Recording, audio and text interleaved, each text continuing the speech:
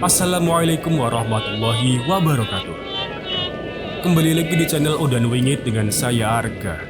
Untuk cerita kali ini, aku akan menceritakan cerita yang berjudul Pocong Sumur Tua. Langsung saja kita mulai ceritanya. Namaku Saskia, gadis 16 tahun dan seorang remaja yang bisa dibilang kurang bisa menikmati masa remajanya dengan normal. Bahkan bisa dibilang aku kehilangan masa-masa indah itu. 30% waktuku aku gunakan buat belajar di sekolah, sedangkan 70% lainnya aku gunakan untuk membantu ibuku. Iya, ibu tiriku, Muriati, yang super duper galak. Dia bekerja sebagai tukang jahit, dan aku bertugas mengantarkan jahitan yang sudah selesai dikerjakannya. Walau galak, dia tidak pernah kejam seperti di sinetron. Tidak pernah memberiku makanan basi, tidak pernah mencambukku dan hal-hal sadis lainnya. Aku menyebutnya galak karena hampir tiap hari aku tak luput dari omelannya. Selalu saja ada yang tidak berkenan di hatinya, sehingga aku didampratnya. Karena sudah 5 tahun setelah kepergian ayahku, aku mulai mendapat bentakan darinya. Sehingga membuat hal semacam itu sudah terbiasa dan tak menjadi soal bagi gadis kerempeng seperti aku. Aku juga mempunyai saudari tiri yang usianya sama denganku, namanya Gwen. Dia juga satu sekolah denganku. Dia aku juluki Ratu Pesolek, karena setiap menit dia selalu nampang di depan kaca dan berdandan. Koleksi baju-bajunya juga segudang, belum lagi aksesoris dan semacamnya.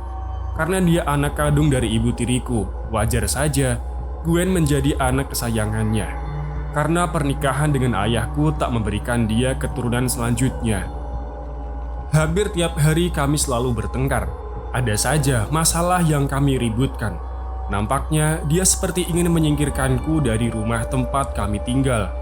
Belum lama ini, dia membuatku dimarahi habis-habisan oleh Pak Kepala Sekolah karena memecahkan piala kejuaraan cheerleader yang sebenarnya Gwen lah yang mendorongku, sehingga mengenai piala tersebut.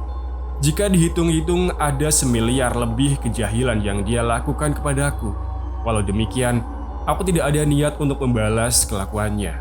Hal itu malah akan membuatnya semakin girang. Soalnya, tujuan dia melakukan hal-hal itu adalah untuk membuatku marah. Namun, aku tidak mau dia merasa sukses. Jadi, setiap dia jahil, aku cuek saja. Siang yang amat panas ini aku seperti biasa menggenjot sepedaku mengitari kampung untuk mengantarkan jahitan yang sudah diselesaikan ibu tiriku. Hari ini lumayan banyak pakaian yang harus aku antarkan. Jadi, aku harus cepat-cepat menyelesaikan tugas ini sebelum gelap.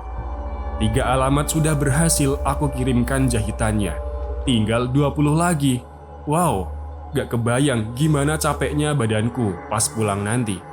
Apalagi tidak ada kendaraan lain selain sepeda ontel pemberian almarhum bapakku pas aku naik kelas beberapa tahun silam. "Selamat siang, Bu. Ini pakaiannya sudah jadi," kataku kepada salah satu pemilik jahitan yang sudah menyambutku di halaman rumahnya. Mukanya tampak girang setelah dia melihat jahitan ibuku yang sesuai dengan harapannya.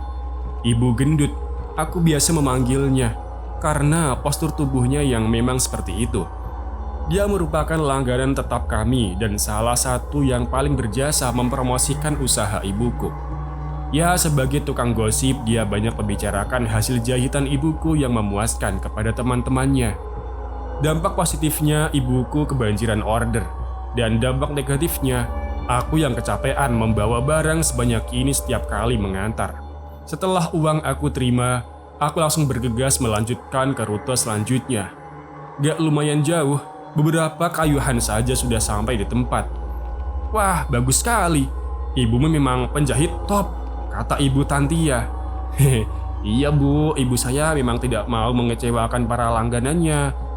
Beliau selalu perhatikan setiap detail dari keinginan semua langganan," jawabku. "Ayo masuk dulu Nak, kamu kelihatannya haus gitu," ucap Ibu Tantia. "Oh iya, makasih sebelumnya Bu. Kebetulan aku emang haus banget," jawabku. Aku kemudian duduk di beranda rumah Ibu Tantia. Di sana disediakan kursi yang terbuat dari rotan. Walau agak keras tapi nyaman, di depannya ada meja kayu dan di atasnya tersuguh pisang. Lebih tepatnya lagi, pisang yang sudah dimakan alias hanya tinggal kulitnya saja. Beberapa kali aku menarik nafas dalam-dalam dan menghembuskannya berulang kali. Sungguh nyaman sekali berada di sini. Tidak ada bentakan, tidak ada Gwen. Aku pengen deh diangkat anak oleh Ibu Tantia, pikirku waktu itu. Beberapa saat kemudian ibu itu kembali sambil membawa minuman dan sedikit kue kering. "Makasih loh Bu, jadi merepotkan," ucapku. Wong hanya air putih sama kue kok. Lagian sekalian kamu komentari gimana kue buatan ibu," ucapnya. Enak banget Bu. Saya nggak pernah makan kue seenak ini. Swear deh." Jawabku jujur. Mendengar pujian dari mulutku, Ibu Tantia tersipu-sipu malu seakan membanggakan diri dan dalam hatinya mungkin berkata, "Oh jelas dong, aku kan jago masak." Setelah aku habiskan beberapa potong kue dan berterima kasih, aku bergegas mengayuh sepedaku dan melanjutkan mengantarkan jahitan selanjutnya. Rasa bosan mulai menggelayuti pikiranku. Ingin protes kepada ibu, kenapa hanya aku yang melakukan tugas ini? Kenapa tidak gantian dengan Gwen? Tapi pasti protesku akan disambut 1000 omelan, cacian dan bla bla bla bla. Apa aku buang saja semua jahitan ini ya? Kemudian aku kabur dan mencari pekerjaan lain. Tapi kerja di mana? Gadis seusiaku ini paling-paling jadi wanita penghibur. Beberapa meter sebelum aku sampai di rumah Ibu Lasmini, tempat aku mengantarkan jahitan selanjutnya, aku melewati sebuah rumah tua. Hampir seluruh bagiannya terbuat dari kayu yang sekarang sudah nampak usang. Rumah itu memiliki pintu tepat di tengah rumah.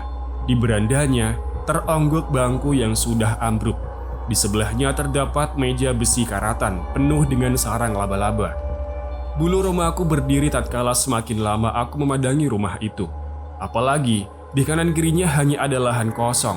Sisanya adalah pepohonan yang masih hijau. Tak sanggup aku membayangkan jika harus melewati tempat ini malam-malam. Rumah tersebut berada di pojokan jalan, sehingga saat aku melewati tikungan, aku bisa melihat bagian belakangnya yang tanpa pagar. Ada sebuah bangunan yang sepertinya itu adalah sumur. Ya, sumur yang masih tradisional. Lumayan besar, namun sudah tertutup lumut dan tumbuhan menjalar. Sedangkan di samping sumur tersebut berserakan batu bata bekas bangunan yang telah ambruk. Mungkin itu adalah bekas kamar mandinya.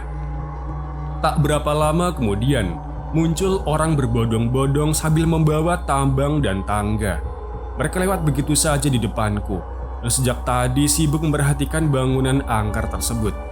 Karena kaget dan jarak mereka terlalu dekat, aku tak mampu mengerem dan akhirnya aku menabrak salah satu seorang di antaranya. Dubrak! Aduh, rintihku. Aku jatuh ke samping, semua jahitanku jatuh di sebelahku. Tragedi jatuhnya aku tak membuat orang-orang itu berhenti. Mereka tetap saja melanjutkan aksinya yang entah mau apa. Sementara orang yang aku tabrak pun juga tak beraksi. Walau dia ikut jatuh, dia segera bangkit dan mengikuti gerombolannya.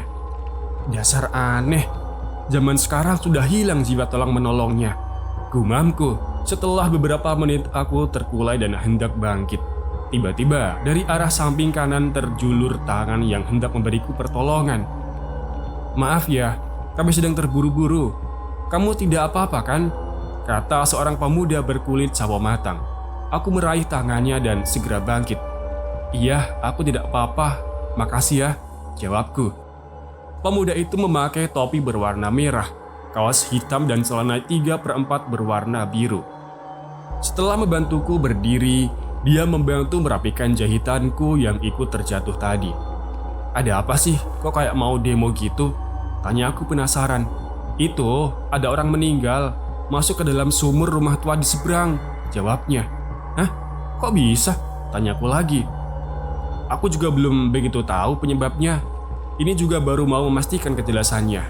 "Oh iya, aku tinggal dulu ya," kata pemuda itu sambil berlari ke arah kerumunan orang yang sudah sampai di sumur tua tersebut. Beberapa saat kemudian jalanan menjadi ramai. Laki-laki, perempuan dan anak-anak berhamburan ingin menyaksikan peristiwa naas itu. Saking ramainya, aku hanya bisa menuntun sepedaku melawan arus manusia yang luar biasa ramai. Tak ada niat sedikit pun untuk bergabung dengan mereka. Aku sangat takut sekali melihat jenazah. Ada rasa trauma saat aku melihat jenazah bapakku beberapa tahun silam. Pelan-pelan, aku melewati satu demi satu manusia yang silih berganti menghampiri TKP. Sesekali, aku memperhatikan mimik muka mereka. Salah satu wajah yang sedikit menyita perhatianku adalah wajah seorang wanita yang usianya mungkin sama dengan ibu tiriku. Dia tidak ikut seperti yang lainnya, hanya duduk di kursi goyang di beranda rumahnya. Dia memakai syal berwarna coklat dengan rambut terurai. Wajahnya pucat dan matanya kosong. Pikirannya seperti melayang tak karuan. Di suasana yang begitu ramai, dia sama sekali tak terpengaruh. Layaknya balita, dia asyik dengan dunia lamunannya. Sesekali dia meremas-remas pelan jemari keriputnya. Bibirnya juga terlihat komat kamit, entah baca mantra atau sedang bersenandung. Langkah kakiku yang kala itu sedang menuntun sepeda semakin pelan dan semakin pelan demi memperhatikan sosok paruh baya itu. "Mak, ada tambang. Tambang yang dibawa teman-temanku kurang panjang," kata pemuda bertopi yang sempat menolongku, membangunkan lamunan wanita yang sedang kuamati sejak tadi. "Ada di belakang, di dekat lemari tempat pamanmu menyimpan perabot yang sudah tidak terpakai," jawab si perempuan tanpa sedikit pun mengubah posisi padangannya. Si pemuda langsung bergegas ke belakang. Beberapa saat kemudian dia kembali dengan seutas tambang yang lumayan panjang digenggam di tangan kanannya. Sedangkan tangan kirinya sibuk mengelap keringat yang sudah mulai membanjiri dahinya. Beberapa langkah setelah keluar dari rumah yang dipanggilnya emak tadi, dia sempat menoleh ke arahku sambil melemparkan senyum kecilnya. Aku pun membalasnya dengan senyuman yang kecil pula. Langkahnya cepat dan sigap seperti tim SAR. Sesampainya di dekat sumur, salah seorang temannya langsung mengambil alih tambang yang kemudian disambungnya. Si pemuda yang belum kutahui siapa namanya itu segera membelitkan tambang. Mulai dari ujung beberapa lilitan dan kemudian diakhiri dengan membuat simpul erat di pinggangnya. Pelan-pelan, dia menuruni sumur yang walau dari kejauhan masih terasa nuansa angkernya. Beberapa temannya memegang ujung tambang yang satunya. Terdengar keras suara orang-orang itu. Terus, pelan-pelan, terus. Aku bergidik dibuatnya. Telapak kakiku terasa kesemutan melihat adegan yang biasanya aku tonton di televisi itu. Bagaimana jika pemuda itu juga tewas di dalam sumur? Bisa-bisa akan ada 2 mayat. Terus jika ada yang mau menolongnya, kemudian tewas lagi. Bisa-bisa jadi 3 mayat, dan begitu seterusnya. Ih, kok jadi serem gini ya? Gumamku. Comel. Suara yang gak asing di telingaku. Beberapa detik kemudian aku menyadari bahwa itu adalah suara Gwen. Aku menoleh ke sebelah kanan. Ternyata benar, itu adalah si Ratu Pesolek Gwen, saudari tiriku. Sedang apa dia di sini? Kalau kerja tuh yang bener, jangan kayak siput aja. Kalau gini kapan kelarnya? Ini masih banyak yang belum lo anter, kata Gwen sambil berjalan ke arahku. Iya nyonya besar, jawabku sambil hendak menaiki sepeda. Namun sebelum pantatku menempel di sadel, Gwen menarik boncengan kendaraan tradisionalku itu, sehingga aku sempoyongan dan hampir terjatuh untuk kedua kalinya. Untungnya, refleks, sebelah kakiku kujejakkan ke tanah, dan kembali kupacu sepedaku jauh meninggalkan si sumber kesialanku itu. Dasar gila itu anak, celotehku untuk Gwen. Udara sudah mulai dingin, lampu-lampu jalanan sudah tampak menyala, pertanda hari sudah mendekati malam. Perutku juga sudah berkotek-kotek. Kerongkonganku panas kering bak gurun Sahara. Ingin sekali aku mampir ke warung dengan meminjam sedikit upah jahitan yang kuterima dari langganan ibuku. Tapi aku urungkan, mengingat ibu tiriku orangnya sangat teliti dan perhitungan sekali. Mana mungkin dia akan mau menerima upah jahitannya berkurang walau hanya untuk mengisi perutku. Dia lebih memilih aku mati kelaparan di tengah jalan daripada mendapati upah jahitannya berkurang. Lebih baik Aku bergegas pulang saja dan menghajar laparku ini di rumah daripada kena omel. Setelah melihat keranjang yang kutempatkan di boncengan belakang sepedaku sudah habis, maka aku mengira semua tugasku sudah selesai. Aku putar arah dan melesat pulang. Namun, belum sempurna aku memutar sepedaku, sebuah teriakan dari rumah di ujung jalan mengagetkanku. "Udah kutunggu-tunggu dari tadi, kok baru datang?" kata seorang wanita berambut terurai panjang dan keriting yang tampak nongol di depan pintu. Make upnya yang lumayan tebal serta gelangnya yang gemerincing membuatku ingat bahwa dia adalah Ibu Kamila yang seminggu lalu datang ke tempat ibuku untuk menjahitkan baju. Dahiku mengkerut. Apakah ibuku tadi juga memberikan jahitan Ibu Kamila yang sudah jadi, tapi di keranjangku sudah tidak ada lagi?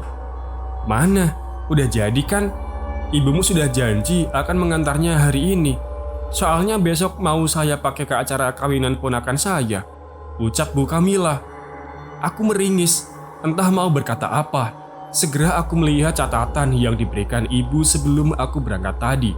Dan celakanya, memang benar ada nama Ibu Kamila di sana, di urutan ke-20. Kayaknya, tadi di rumah aku menghitung jumlahnya ada 20 pas, dan seharusnya memang benar Ibu Kamila adalah rute terakhirku. Tapi mengapa di keranjang sudah tidak ada lagi? Otakku mulai memutar-mutar beberapa kemungkinan yang terjadi. Apakah tadi saat aku terjatuh menabrak seseorang? Tapi kayaknya tidak mungkin. Soalnya aku yakin benar. Walau sempat tercecer, tapi sudah aku masukkan semuanya ke keranjang. Lagi pula, barang segede itu gak mungkin bisa ketinggalan begitu saja. Loh, gak ada gimana sih? Ibumu kan udah janji mau mengantarnya sekarang. Kalau tahu gini, mending kemarin saya bawa ke penjahit yang lebih profesional, kata Ibu Kamila langsung menghardikku tanpa belas kasihan. Setelah menelan sedikit ludah dan menggaruk-garuk kepalaku, aku berusaha menjelaskan. Tadi di jalan ada orang rame-rame, Bu. Ada orang yang jatuh ke dalam sumur. Tanpa sengaja saya menabrak seseorang dan saya jatuh. Mungkin masih tertinggal di kampung itu, jelasku dengan memasang mimik muka semelas mungkin, berharap si cerewet itu mau mengerti. Tapi bukannya mau mengerti, dia malah berkacak pinggang seraya menyibakkan poninya dan berkata, "Jadi, maksud kamu itu bajuku jatuh di jalan dan hilang begitu saja? Becus kerja gak sih kamu?" Bukan hilang, Bu, tapi ketinggalan di jalan," jawabku. "Kalau di jalan pasti sudah diambil orang. Mana mungkin barang sebagus dan semahal pakaian saya jatuh di jalan dan tidak ada orang yang mengambilnya. Pasti udah hilang deh." Nyesel. Aku bener-bener nyesel. "Ntar deh aku bilang ke teman-teman yang lain supaya nggak usah jahitin baju di ibumu lagi, biar tahu rasa," ucapnya mengancam. Jantungku seperti beduk Idul Fitri. Kencengnya bukan main mendengar ancaman Ibu Kamila. Jika ibu tiriku tahu kejadian ini dan langganannya jadi kabur, bisa-bisa aku diusir dari rumah. Bahkan lebih parahnya lagi, aku bisa digantung. Jangan, Bu, jangan. Saya nanti akan mengantarkan jahitan ibu secepatnya. Saya akan cari hari ini juga, Bu. Mudah-mudahan ketemu, ucapku. Mana mungkin, barang udah jatuh diambil orang bisa dicari lagi. Jatuhnya saja tidak tahu di mana, dan orang yang mungut juga gak tahu siapa. Terus mau nyari sampai rambutmu beruban? Saya butuh baju itu besok. Tahu besok gak? Sentak ibu itu. "Iya, Bu, saya mengerti. Malam ini juga saya akan mengantarkan jahitan ibu ke rumah. Tapi saya mohon, Bu, ibu jangan bilang ke ibu saya ya, atau ke langganan-langganan yang lainnya. Saya mohon, Bu," kataku memohon. "Oke, saya tunggu maksimal sampai tengah malam nanti. Kalau sampai lewat tengah malam kamu tidak nongol dengan jahitan pesanan saya, maka kamu akan tahu sendiri akibatnya," ucap Ibu Kamila sambil berlalu pergi. Aku kembali menelan ludah. Perutku yang tadinya lapar seolah kehilangan selera makan mendengar kesadisan kata-kata perempuan itu. Kedua jemari tanganku menggenggam erat setang sepeda. Udara di sekitar tubuhku juga sempat tak terasa beberapa saat. Mimpi apa aku semalam sampai-sampai didamprat habis-habisan seperti ini? Setelah menarik nafas panjang beberapa kali dan merapikan rambutku, aku kembali menjajakan telapak kaki ke pedal sepeda. Pikiranku masih kosong. 1000 harapan akan keajaiban mampir ke batok kepalaku. Tak henti doa terpanjat dari bibir tipis yang sejak tadi kering ini. Kemana aku harus mencari pakaian itu? Sudah malam pula. Ya Tuhan, tunjukkan mukjizat-Mu pada yatim piatu sepertiku ini, gumamku dalam hati. Kruk, kruk, perutku berulah lagi. Rasa lapar kembali menderaku. Kaki dan tanganku ikut lemas seakan kehabisan energi. Tenaga kayuhanku menurun 50%. Di kanan kiri jalan tercium aroma-aroma nasi goreng dan bakso yang berasal dari lapak penjual kaki lima. Belum cukup sampai di situ, aroma daging ayam panggang di kios yang bertuliskan ayam bakar Mak Kempot membuat air liurku terus-terusan diproduksi. Aku hanya bisa melihat orang-orang duduk dengan nyaman, bercengkrama dengan teman, keluarga, bahkan kekasih mereka. Sambil sesekali memasukkan beberapa suap makanan ke mulut, muka si penjual dipenuhi senyum lebar melayani para pelanggannya. Mereka tidak tahu ada seorang gadis yang nyawanya di ujung tanduk. Batas waktuku hanya tengah malam nanti. Jika pakaian itu tak bisa kutemukan, mungkin besok aku akan berada di bawah jembatan atau di emperan toko menengadahkan tangan sambil meminta belas kasihan orang. Kenapa aku bisa seceroboh ini? Atau ini memang hari sialku? Tunggu. Gwen, aku tahu pasti ini ulahnya. Sejenak, aku mengerem sepeda dan berhenti dengan satu kaki masih menginjak pedal. Aku menduga dialah penyebab lenyapnya jahitan Ibu Kamila. Kok ingat tadi, dia sempat menarik boncengan sepedaku dari belakang, dan tanpa menoleh aku langsung mengacir begitu saja. Mungkin tadi dia sempat mengambil salah satu jahitan yang aku antar. Suara gigiku gemerutuk. Aku geram bukan kepalang dengan gadis yang selalu bikin aku sial itu. Tak henti-hentinya, dia bikin aku susah. Apa benar dia ingin aku diusir dari rumah? Padahal aku tidak pernah protes sedikit pun mengenai dia yang tak pernah membantu tugasku yang diberikan ibu. Awas aja ya, jika sampai aku benar-benar diusir dari rumah gara-gara masalah ini, aku bersumpah akan membalas kelakuannya itu. Panggilanku belum juga diangkatnya. Mukaku makin menyala bak obor olimpiade. Jantungku serasa mau meledak. Amarah yang meluap-luap sedikit memberiku kekuatan untuk menahan lapar. Halo Comel, jawab Gwen di ujung telepon. Gadis sok cantik. Aku tahu ini ulahmu kan? Cepat katakan, dikemanakan jahitan Ibu Kamila? Ucapku. Lah, bukannya lu yang anter? Kok tanya gue? Jawab Gwen. Halah, jangan banyak omong deh lo. Sengaja kan bikin gue dimarahi habis-habisan sama Ibu Kamila? Ucapku kesal. Terdengar suara cekikannya di handphone. Dia selalu mengeluarkan tawa seperti itu saat berhasil mengerjaiku. Beberapa detik kemudian dia menjawab. Makanya, kalau kerja tuh hati-hati. Jangan pacaran aja. Ucapnya. Pacaran gimana maksud lo? Tahu sendiri kan? Aku tadi nabrak orang dan pria itu membantuku bangun. Jawabku semakin kesal. Cepat katakan, di mana kamu taruh tuh pakaian? Malam ini juga Ibu Kamila mau jahitnya diantar ke rumahnya. Sambungku. Tangan kiriku mengepal. Jika seandainya saudara tiriku berada di hadapanku sekarang, sudah aku berikan kepalan manis ini untuk wajahnya yang sok cantik itu. Ya deh saudara tiriku, jangan pikir aku orangnya kejam ya. Walau kita saudara tiri, tapi tetap saja aku tak tega. Ucapnya seperti mengejek. Jangan banyak ngomong lo, cepat katakan, bentakku. Kain Ibu Kamila aku taruh di dekat sumur tua. Kamu tahu kan sumur yang tadi ada orang mati? Cari saja di sekitar situ. Jawabnya. Apa? Lo gila ya? Aku kaget mendengar ucapan Gwen yang menaruh jahitan itu di tempat mengerikan tadi. Walau demikian, ada sedikit perasaan lega. Soalnya, jahitan itu tidak hilang. Terserah deh lo mau ambil apa enggak. Yang jelas, barang yang lo cari ada di sekitar situ. Mending cepetan deh sebelum ada yang nemu. Tunggu. Tapi gue peringatkan ya, bahwa di sumur tua itu ada penghuninya, yaitu setan pocong. Orang yang mati di sumur tadi juga dibunuh oleh setan pocong itu. Ucap Gwen menakut-nakuti.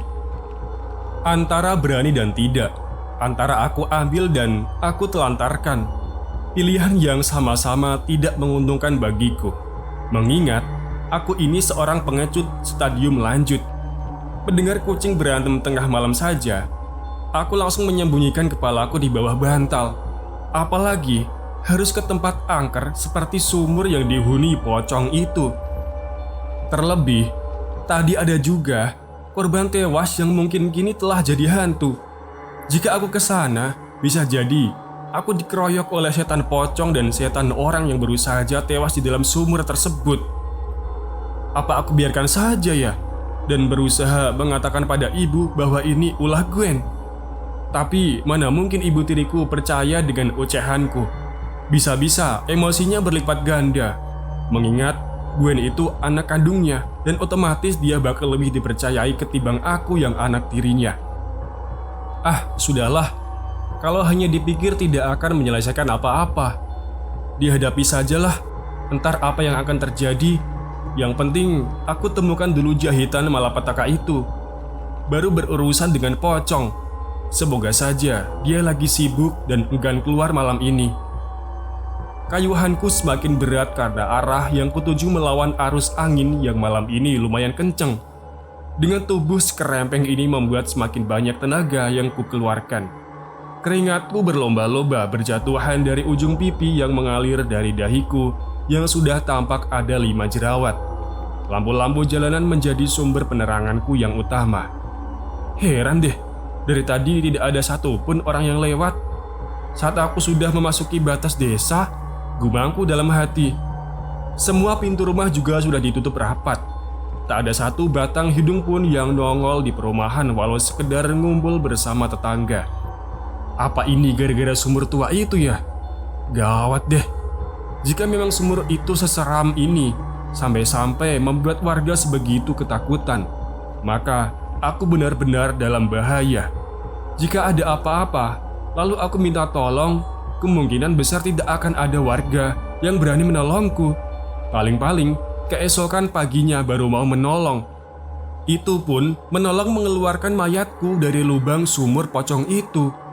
Akhirnya, aku sampai juga setelah setengah perjalanan ditemani pikiran paranoidku tentang kematian, pocong, dan omelan ibu tiriku. Aku memarkir sepedaku sembarangan, karena sudah tidak berpikir lagi tentang keamanan kendaraanku itu. Toh tidak ada satu manusia pun di sini, jadi maling pun sepertinya takut berkeliaran di tempat ini. Sekarang aku berada 100 meter menuju sumur tua itu. Gila, gelap banget. Tidak ada penerangan sedikit pun di tempat itu. Hanya pantulan dari lampu jalan yang sedikit membantu pandanganku walau hanya samar-samar. Angin masih berhembus dengan kencang, bersahutan dengan suara jangkrik dan sesekali suara burung gagak berkuar-kuar di angkasa. Aku menengok ke kanan dan ke kiri, berharap ada seorang pemberani yang mau aku mintai tolong. Tapi nihil, pandanganku hanya menangkap rumah-rumah yang terkunci dari dalam. Putus asa, aku mengumpulkan segegam keberanianku dan mulai melangkah sejengkal demi sejengkal, sambil menggigit bibir bawahku. Bayangan demi bayangan seram mampir di ujung mata. Kedua tanganku dingin, tapi tak kuhiraukan. Kakiku terasa berat dan sepertinya enggan melanjutkan ekspedisi konyol ini. Tiba-tiba, aku ingat film horor yang diputar di televisi. Biasanya, setan suka ngagetin dari belakang. Langsung aku nengok ke belakang secepat kilat, sambil menutup mata dengan satu tangan. Alhamdulillah, tidak ada. Sedikit lega aku melanjutkan langkahku. Kali ini sedikit kupercepat. Degup jantungku menggema jelas sampai ke telingaku. Bulu kuduku tiba-tiba berdiri kokoh.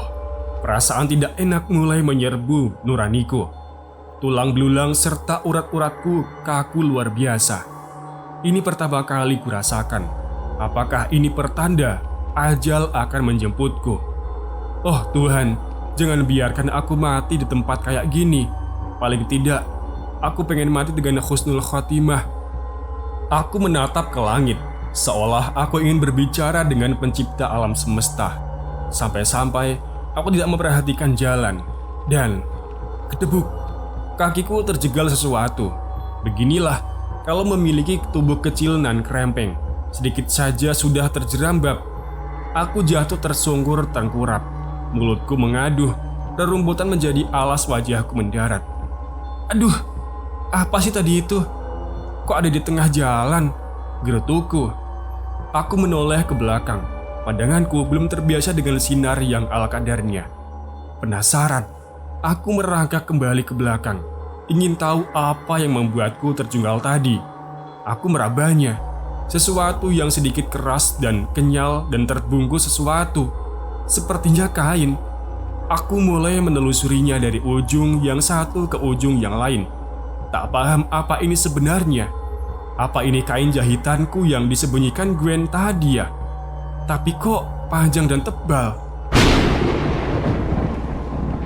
Petir menyabar di angkasa. Aku kaget. Dan yang lebih mengagetkanku, ternyata yang sedang aku raba-raba itu adalah sesosok tubuh. Bukan sesosok tubuh biasa, tapi tubuh yang sedang dibungkus kain kafan usang alias pocong. Matanya melotot kepadaku. Pocong itu tergeletak miring, sedangkan aku jongkok dan memegangi bahunya. Wajahnya dan wajahku hanya berjarak beberapa senti. Nafasku sesak, paru-paruku seperti gagal fungsi. Syarafku tak bisa berfungsi seperti sedia kala rasanya.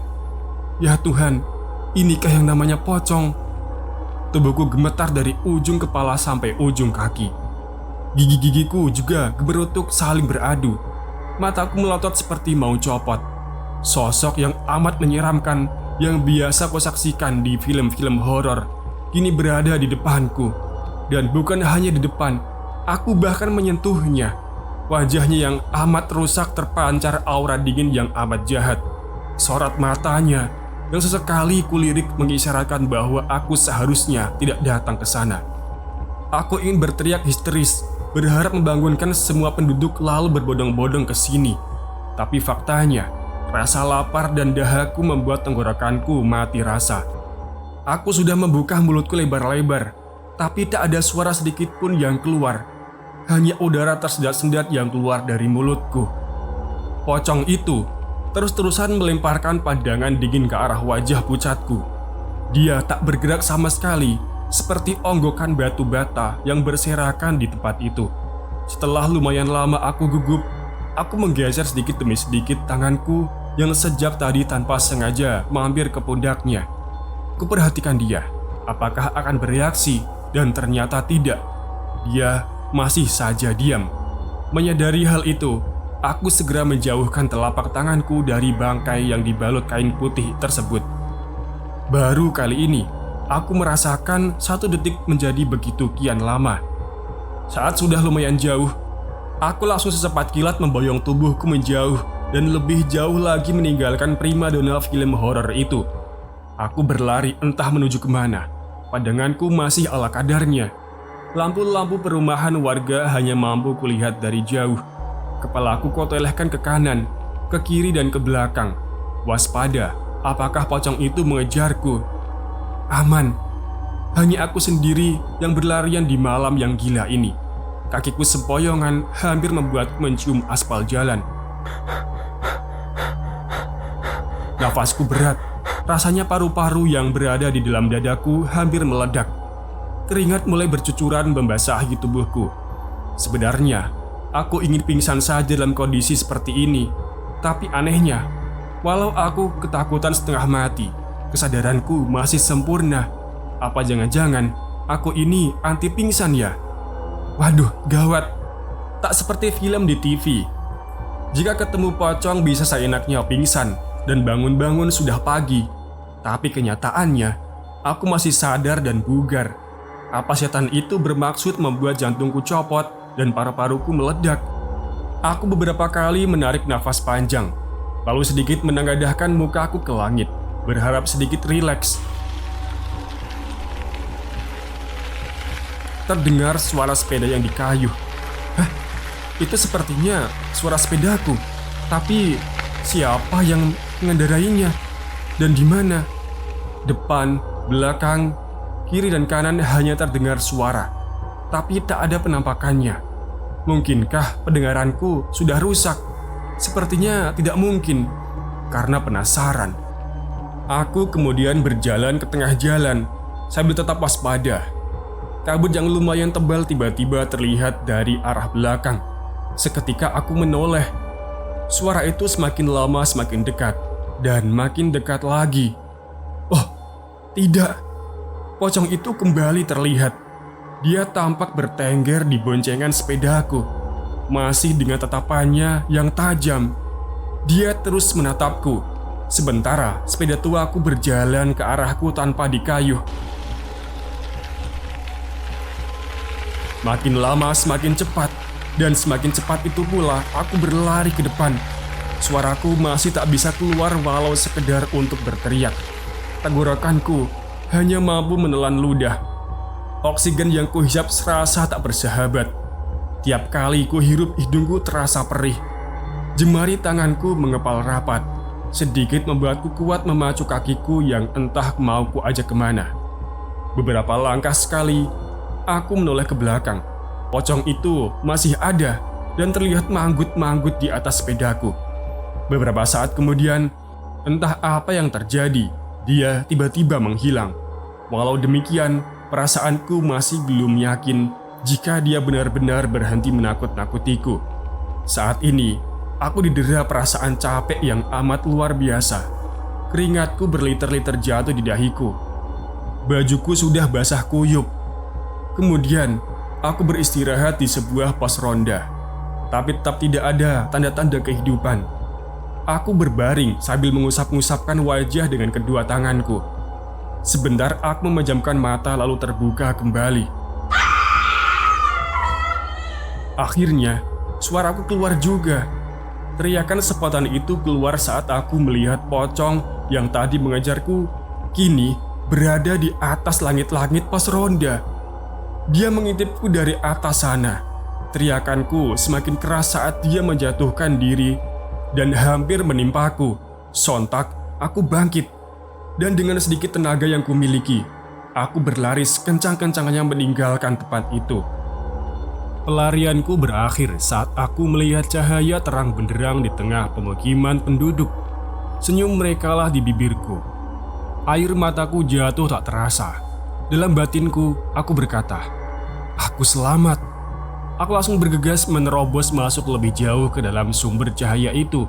Dan dugaanku benar, ada orang hajatan dan ada begitu banyak tamu undangan yang hadir. "Loh, kok baru datang? Kami sudah lama menunggu Anda," kata seorang laki-laki yang mengenakan batik setelah menjabat tanganku. Dia menggiringku duduk di salah satu kursi. Aku heran, padahal aku kesini untuk mencari pertolongan. Tapi mengapa aku jadi tamu undangan? Dan maksud bapak-bapak tadi bahwa aku telah ditunggu itu apa? Dan ternyata ini adalah acara pernikahan. Terlihat kursi pengantin dan mempelai wanita sedang duduk di sana. Hah? Aku sepertinya mengenali pengantin wanita itu. Kalau tidak salah, dia adalah wanita tua di atas kursi goyang yang kulihat tadi pagi saat ada tragedi orang tewas di sumur tua itu. Tapi dia terlihat lebih muda. Apakah aku tidak salah lihat? Aku berulang kali memperhatikan sekeliling. Apakah ini halusinasi? Atau memang aku sedang berada dalam suatu acara resepsi? Kupejamkan mataku lalu kubuka kembali. Aku ulangi beberapa kali tapi tetap sama. Aku memang benar berada dalam suatu pesta pernikahan. "Neng yang punya sepeda berwarna biru itu ya?" tanya salah seorang ibu tua yang memakai kebaya hijau kepadaku. Iya bu," jawabku parau. Aduh, jika sepedaku sudah sampai di sini, berarti pocong sialan itu juga ada di sini. Tolong dipindahkan ya, soalnya menghalangi para tamu, ucap ibu itu. Aku kembali gusar, sontak jantungku kembali berpacu. Aku sudah lelah dikejar-kejar pocong, tapi di sini kan banyak orang. Pastinya dia tidak akan berani muncul. Ayo Neng, dipindahkan dulu, ucap ibu itu lagi. Iya Bu, aku tersenyum kecil dan terpaksa aku kembali keluar ruangan. Sesampainya di luar, aku terheran-heran karena tidak ada sepedaku di mana-mana. Loh, tadi kata ibu tua itu sepedaku menghalangi jalan. Yang dimaksud menghalangi di mana? Ketika aku menoleh untuk menanyakan letak sepedaku, tiba-tiba kerumunan orang-orang itu lenyap. Tidak ada tanda sedikit pun bahwa tadi baru saja digelar pesta perkawinan.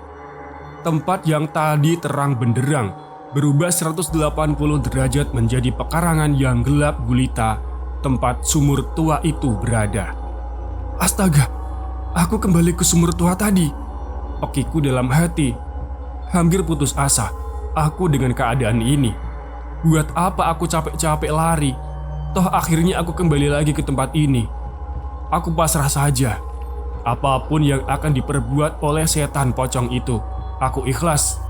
Mungkin inilah perjuanganku dalam mempertahankan nyawa yang mungkin belum bisa aku manfaatkan untuk banyak membantu menolong orang lain. Tiba-tiba, tolong, tolong. Aku terhenyak, sedikit merinding, lalu menoleh ke belakang. Di belakangku, kulihat sumur sialan itu. Tapi kini pemandangannya sudah berbeda.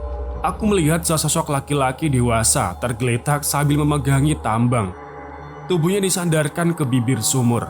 Pelan-pelan ku dekati, walau aku belum yakin apakah itu manusia atau setan. Namun hatiku mengatakan aku harus mendekati laki-laki itu. Tolong saya, ucapnya lirih. Anda kenapa? Tanyaku. Saya ingin mengambil cincin kawin yang tercebur ke dalam sumur yang tak sengaja saya jatuhkan. Hari ini saya akan menikah, tapi penyakit jantung saya kumat. Saya tak sanggup berdiri, kata laki-laki berwajah lumayan tampan itu sambil sedikit tersengal. Aduh, gimana ya? Sudah tidak ada satu orang pun yang bisa kita mintai tolong. Tapi tunggu sebentar, saya akan coba ke rumah warga, kataku yang kasihan melihat lelaki itu. Tidak ada waktu lagi. Tolonglah, walau ini agak gila, tapi bisakah kamu menolong saya mengambilkan cincin itu? Saya akan memegangimu dari sini dengan tambang ini.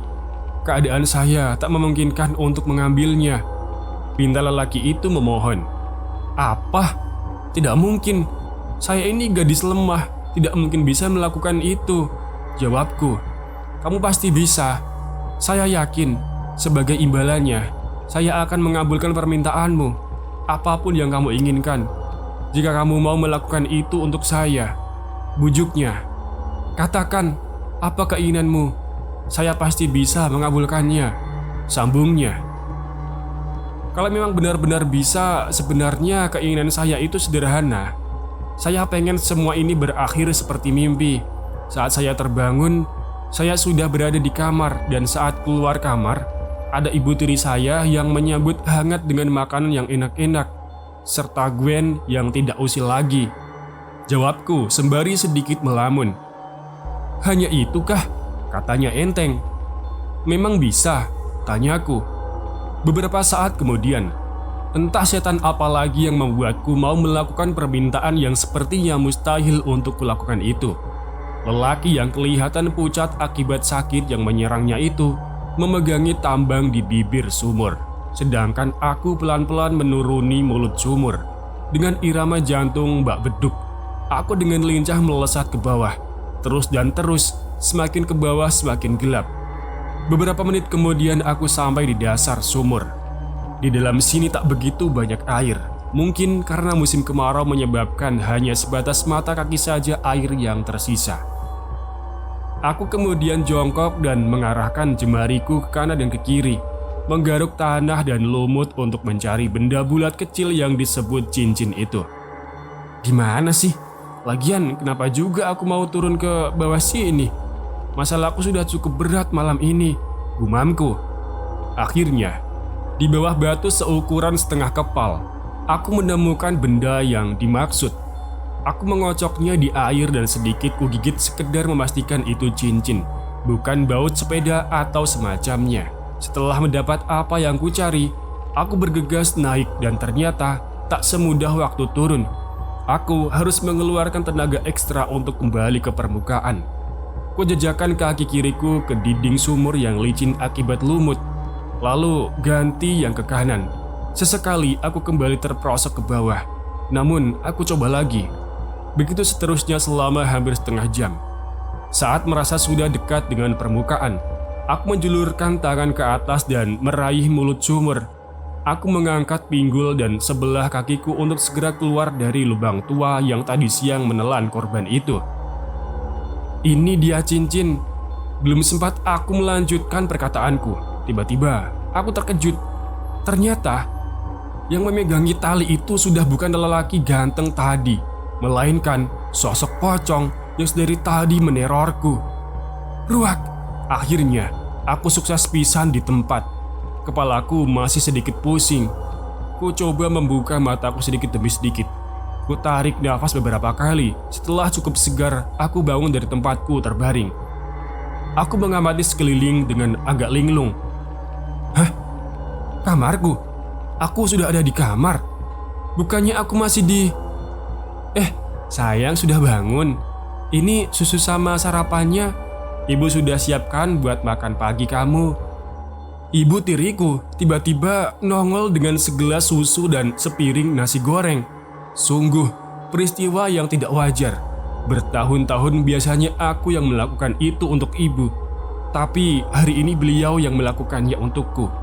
Sebelum ibu berubah pikiran, aku langsung saja menyantap nasi goreng hangat dengan acar timun di atasnya itu. Tak lupa, aku teguk beberapa kali susu hangat yang mungkin hanya bisa aku nikmati 1 bulan sekali. Setelah selesai menyantap makanan, aku menuju dapur untuk mencuci peralatan makanku tadi. Tapi pemandangan aneh kedua muncul. Gwen sedang mencuci baju. Gwen, ini mimpi bukan ya? Tanya aku pada Gwen. Saskia sudah bangun. Sini biar aku saja yang cuci piringnya. Mulai hari ini semua pekerjaan rumah biar aku yang ngerjain, termasuk nganterin jahitan ibu, ucapnya. Aku heran seheran-herannya. Kenapa semua ini bisa terjadi?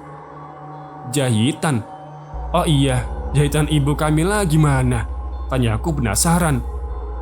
Soalnya aku janji akan mengantarkannya sebelum tengah malam. Sudah diterima kok. Kemarin ada yang mengantarkannya. Jadi gak usah khawatir. Udah deh, kamu nyantai aja, jawabnya. Keinginanku terwujud. Ternyata ini semua bantuan dari laki-laki yang kehilangan cincin yang sebenarnya adalah wujud dari pocong penghuni sumur tua itu. Beberapa puluh tahun lalu saat dia masih hidup, dia hendak menikah dengan seorang wanita bernama Ida Rusmita yang kemarin siang aku lihat sudah menua dan duduk di kursi goyang. Rumah tua itu dulunya adalah rumah si pocong dan juga tempat resepsi pernikahannya. Naas, saat sang pengantin pria hendak mencuci muka, cincin yang ada di sakunya terjatuh ke sumur itu, dan saat hendak meraihnya, dia juga ikut tertelan ke dalam sumur dan akhirnya meninggal. Sejak saat itu, si pocong berusaha meminta bantuan seseorang mengambilkan cincinnya untuk diberikan kembali kepada calon pengantin wanitanya. Perubahan sikap Gwen dan ibu tiriku juga akibat ulah si pocong.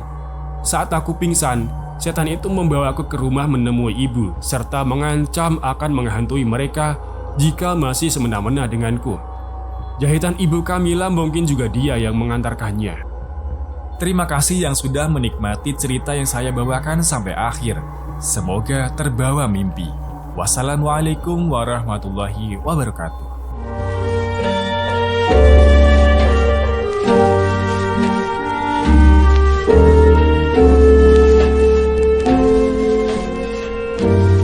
Lembah sungai nan indah, mendenging suara memecah,